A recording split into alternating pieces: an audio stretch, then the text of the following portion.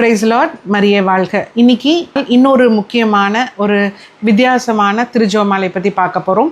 இயேசுவின் 5 காயங்களின் திருஜெபமாலை, அதுதான் இந்த ஜெபமாலை. பார்த்திங்கன்னா இந்த ஜெபமாலை ரொம்ப அழகாக இருக்கும். 5 மணிகளாக 5 திருக்காயத்துக்கு இருக்கும். நம்ம எல்லாத்துக்குமே தெரியும், நடுவில் வந்து இயேசுவின் திரு இருதயம் ஒரு ஈட்டியால் குத்தப்பட்டது போல் இருக்கும். நம்ம எல்லாத்துக்குமே தெரியும் என்ன 5 காயங்கள்னு. வலது கையின் திருக்காயம், இடது கையின் திருக்காயம், வலது காலின் திருக்காயம், இடது காலின் திருக்காயம், அதுக்கப்புறம் வந்து விழாவில் ஈட்டியால் அந்த ஒரு ரோம வீரர் குத்துனார் இல்லைங்களா, இயேசு இறந்த பிறகு அதோடைய காயம். இந்த 5 காயத்தை குறித்து தான் இந்த திருஜெபமாலை இருக்குது. இது எப்படின்னா 5 வரிசைகள் இருக்குது. 25 ஜெபமாலை, 25 மணிகள். அதுக்கப்புறம் சென்டரில் பார்த்திங்கன்னா 3 கொடுத்துருக்காங்க. இது 3 ஆணிகளை குறிக்குது. அதாவது வலது கை இடது கையில் தனித்தனி ஆணி, 2 காலையும் சேர்த்து வச்சு குத்துனாங்க. அதுக்கு வந்து இந்த அப்போ 3 ஆணிகள் தான் இது. அதாவது இரும்பால் சதுர வடிவில் நல்ல மிகப்பெரிய ஆணிகள் தான் சேச சிலுவையில் அடிக்கப்பட்டார், ஆணியால் அறையப்பட்டார். அப்புறம் இன்னொரு காயம் இருந்துச்சுலையே, அதை இயேசுவின் திரு இருதயம் வரைக்கும் அந்த லான்ஸ் ஈட்டி போச்சு, அதை குறிக்கிறதுக்கு இந்த இருதயம். ஸோ இந்த 3 இதுகள் தான் இது ரொம்ப வந்து சிறப்பு மிக்க. நம்மளுடைய வாழ்க்கையில் நம்ம எப்படியெல்லாம் மாறணும், என்னென்னலாம் வந்து நம்ம நிறைய கஷ்டங்கள்லாம் சரியாகணுங்கிறதுக்கு இந்த ஜெபமாலை ரொம்ப உதவி செய்யும். முதல்ல இயேசுவின் வலது கையின் காயத்தை நான் வணங்குகின்றேன் அப்படின்னு சொல்லிட்டு என் பாவங்களை மன்னியும். அடுத்தது இயேசுவின் இடது கையின் காயத்தை நான் வணங்குகின்றேன், நான் மற்றவர்களை மன்னிக்க எனக்கு உதவும்னு சொல்லணும். 3வது இயேசுவின் வலது கால் காயம். இயேசுவே, உமது வலது காலின் காயத்தை நான் வணங்குகின்றேன், எங்களை நல்ல வழியில் நடக்க உதவி செய்யும் அப்படின்னு சொல்லணும். 4வது இயேசுவே, உமது இடது காலின் காயத்தை நான் வணங்குகின்றேன், துன்பத்தில் உம்மோடு இருந்து உண்மையாக இருக்க எங்களுக்கு வழி நடத்தும்னு சொல்லணும்.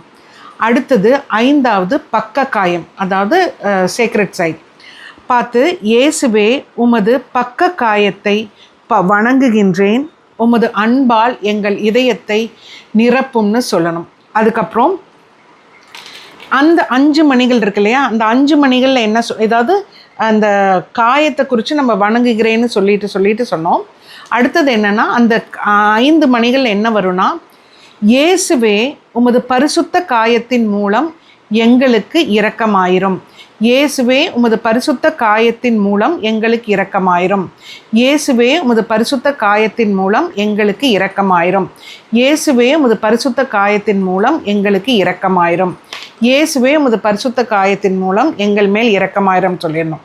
அதுக்கப்புறம் இப்படி அந்த 5 மணிகள் முடிச்சுட்டு 25 மணிகள் முடித்த பிறகு நடுவில் இதை முத்தி செய்து இறுதி ஜெபம் என்ன சொல்லணும், அந்த 3 மணிகள் இருக்கு இல்லையா, அதில் இதை சொல்லணும்.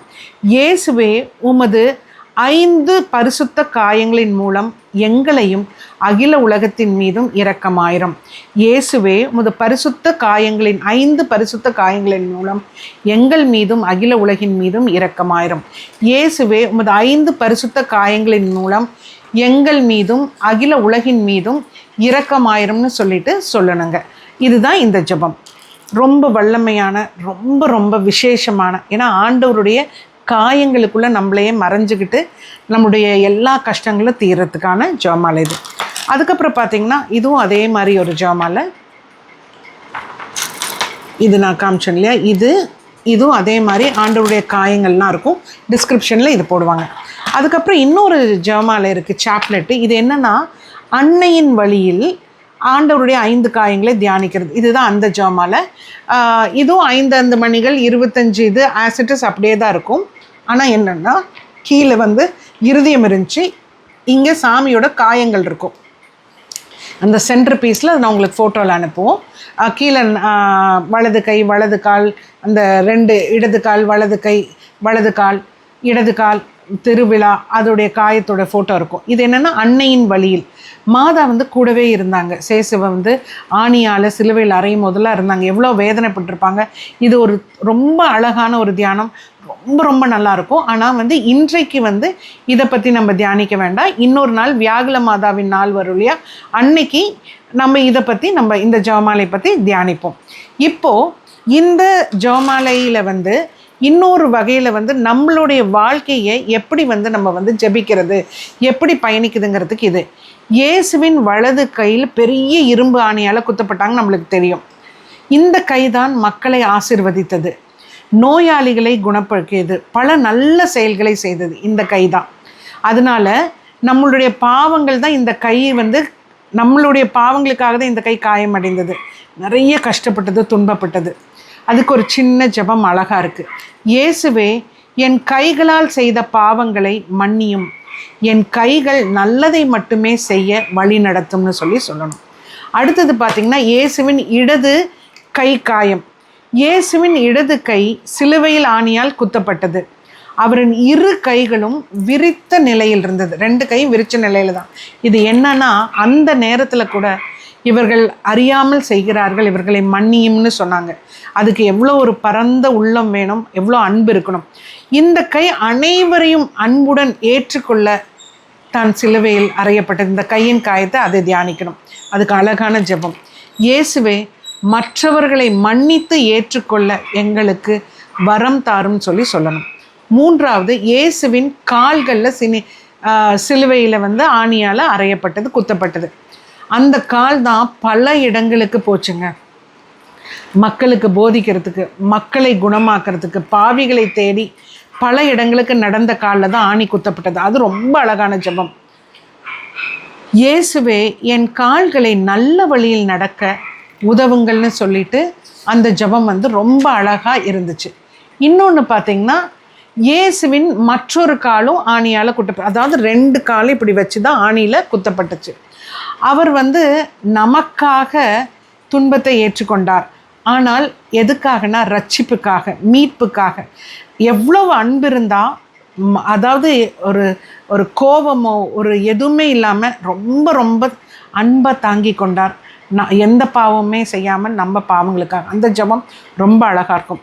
இயேசுவே, துன்பங்களில் கூட உம்மிடம் உண்மையாக இருந்து உண்மையே பின்பற்ற எங்களுக்கு உதவும்னு சொல்கிறாங்க.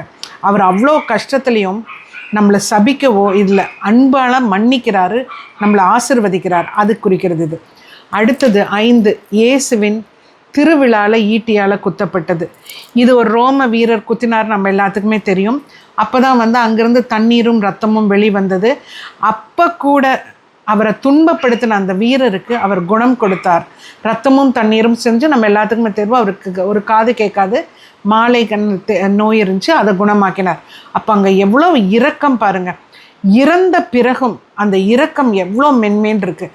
இந்த ஜெபமும் ரொம்ப அருமையாக இருக்குங்க. இயேசுவே, உமது பரிசுத்த இருதயம் எப்படி அன்பால் இருக்கின்றதோ அதுபோல் எங்கள் இருதயத்தின் மாற்றம். இது ரொம்ப ரொம்ப முக்கியம். ஏன்னா நம்ம இருதயம் வந்து தூய்மையாக அன்பாக இருந்துச்சுன்னா நம்மளுக்கு எல்லாமே நல்லா தான் நடக்கும். அதனால் அதை கொடுங்கன்னு சொல்லிட்டு, அதுக்கப்புறம் இந்த 3 மணிகள் இருக்கு இல்லையா, அதில் இயேசுவே, உமது 5 பரிசுத்த காயங்களின் மூலம் எங்கள் மீதும் அகில உலகின் மீதும் இரக்கமாயிரும்னு சொல்லி முடிச்சிடணும். ரொம்ப ரொம்ப ரொம்ப ரொம்ப ரொம்ப அருமையான ஜெபமாலைங்க இது, சாப்லெட் இது. இன்னொன்று 15 வகையில் இயேசுவை வந்து நம்ம வந்து அவருடைய ஜெபமாலை வந்து தியானிக்கலான்னு சொல்லி வந்திருக்கு. அது என்னன்னா, இயேசுவே, உமது வலது கையின் காயத்தை நான் வணங்குகின்றேன், என் கைகள் செய்த பாவத்தை மன்னியும் 1. 2வது, இயேசுவே, உமது இடது கையின் காயத்தை நான் வணங்குகின்றேன், மற்றவர்களை மன்னிக்க எனக்கு உதவும் 2. 3வது, இயேசுவே, உமது வலது காலின் காயத்தை நான் வணங்குகிறேன், நல் வழியில் நடக்க எனக்கு உதவும்னு சொல்லி. அடுத்து 4வது, இயேசுவே, உமது இடது காலின் காயத்தை நான் வணங்குகின்றேன், துன்பங்களில் உம்மோடு உண்மையாக இருக்க எனக்கு வழி நடத்தும்னு சொல்லணும் 4. 5, இயேசுவே, உமது திருவிழா காயத்தை நான் வணங்குகின்றேன், உமது அன்பால் என் இதயத்தை நிரப்பும்னு சொல்லணும். 6வது, இயேசுவே, உமது காயமடைந்த கைகளின் மூலம் என் வேலைகளை ஆசீர்வதியும். நம்ம செய்கிற எல்லா வேலையிலும் ஆசீர்வதிக்க சொல்லி கேட்குறாங்க. 7வது, இயேசுவே, உமது குத்தப்பட்ட கால்களின் மூலம் என் வாழ்க்கையை நல்வழியில் நடத்தும். 8வது, இயேசுவே, உமது பரிசுத்த குருதியினால் காயத்தின் மூலம் எங்கள் மீதும் முழு உலகின் மீதும் இரக்கம் காட்டும்னு சொல்லியிருக்காங்க. 9வது, இயேசுவே, உமது காயங்களின் மூலம் துன்ப வேளையிலும் நாங்கள் பொறுமையுடன் இருக்க எங்களுக்கு உதவும்னு சொல்லியிருக்காங்க.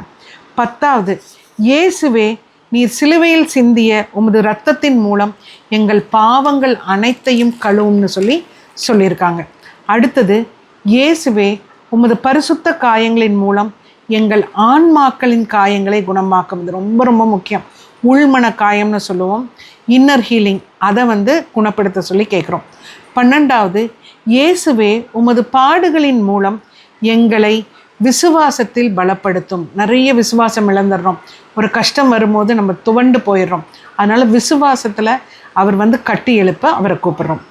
13, இயேசுவே உமது சிலுவையின் மூலம் நம்பிக்கை இழந்தவர்களின் நம்பிக்கையை தூண்டும், திருப்பி கொடும் அப்படின்னு சொல்லி, இது ரொம்ப முக்கியம். 14, இயேசுவே உமது பரிசுத்த காயங்களின் மூலம் எங்களை பலப்படுத்தி காப்பாற்றும். நிறைய நேரத்தில் நம்ம ரொம்ப விசுவாசமாக இருப்போம், நம்பிக்கையாக இருப்போம், ஆனால் ஒரு பய உணர்வு இருக்கும். அதனால் அந்த பலத்தை கொடுங்கன்னு சொல்லி கேட்குறோம். 15வது, இயேசுவே உமது 5 பரிசுத்த காயங்களின் மூலம் உலகெங்கிலும் இரக்கம் வையும். இப்போ நம்மளுக்கு ரொம்ப இந்த ஜெபம் தேவை. ஏன்னா உலகத்தில் இப்போ வார் நடக்குது, போர் நடந்துட்டுருக்கு, நம்மளே அது பாதிக்குது, எங்கேயோ நடக்கலை. ஸோ உலக அமைதிக்காக நம்ம வேண்டிக்கொள்ளணும். அதுக்கு இந்த 15வது கருத்து கொடுத்துருக்காங்க. இறுதி ஜெபம் ரொம்ப வல்லமையானது.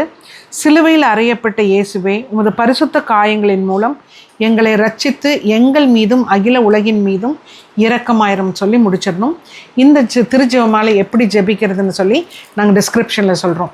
நம்ம இன்று நாளை ஆண்டவருடைய 5 காயங்களை நம்மளுடைய உள்ளத்தில், நம்மளுடைய வாழ்க்கையில் என்னென்னலாம் மாற்றம் வருமோ அதை ஒப்பு கொடுத்து ஜெபிப்போம். Mama loves you all.